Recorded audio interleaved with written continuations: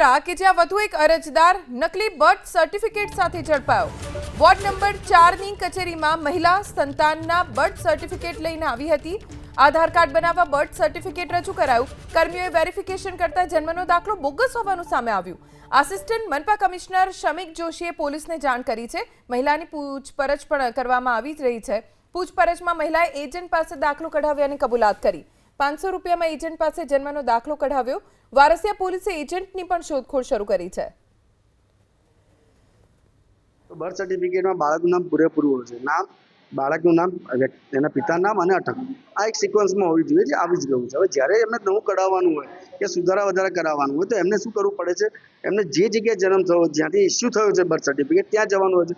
પરંતુ ત્યાં જવાની જગ્યાએ એ લોકો શું કરે છે? કોણ ધક્કો ખાય, લાઈને બે પેલા કોઈ લાલચ આપી કે ભાઈ હું તને કાઢી આપું છું, એ લાલચમાં ને લાલચમાં અત્યારે અરજદારે આરોપી તરીકે રજૂ થવાનો વારો આવે છે।